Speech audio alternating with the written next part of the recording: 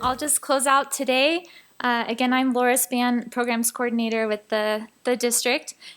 We hope you take away from today's seminar more information about the water resources in our region, how water users are negotiating ongoing shortage, and what it may mean for your communities. Navigating declining stream flows in Southwest Colorado will take a combination of tools and perspectives. I just wrote down some takeaways for myself that I thought I might share. You may have your own. Of course, thanks to Susan Beharry, adapt or die. And if we choose the former, which I hope we do, connection to each other and our values will be key. But don't worry too much. Demand will ultimately match supply. As Ken said, it's just reality. Drought provides an opportunity to innovate based on learned experience from managers and very hardworking water users. We are fortunate to have 2 tribes in Southwest Colorado with the long-term experience of living with the water available in this region, and their inclusion will be important to our region's future. We also learned that early action enables more local control. Local control, that's a nice word to leave with too. That applies for both drought and water administration.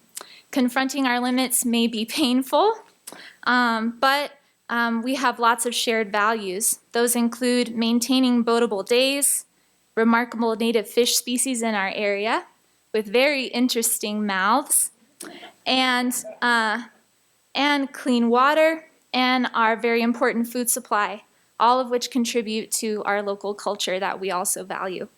I'm going to leave here inspired by the potential for our community to address the challenges ahead.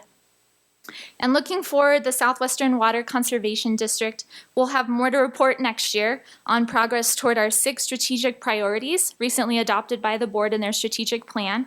I want to direct you to that in the program if you haven't already seen that. It's at the very end. It's also available on our website. We're going to continue to strengthen our organization, sharpen our focus, and leverage partnerships in this room to prepare for the challenges ahead. I want to thank today's speakers, many of whom traveled long distances and spent a lot of time preparing their comments. Thank you to the DoubleTree Hotel for the venue and delicious food, Elaine Chick for producing today's event, both for the virtual audience and here in the room, along with her team, Johnny at Southwest Pro Audio. Thank you, that's a tough job. And Gina, our videographer with Integrita Productions, nailed it. And all the constituents that make this event worth having every year. I know there's a lot of experience and expertise that wasn't on this stage sitting in this room, and I just want to acknowledge that. Just a few little housekeeping notes on your way out. At the end of the program, we have a feedback form.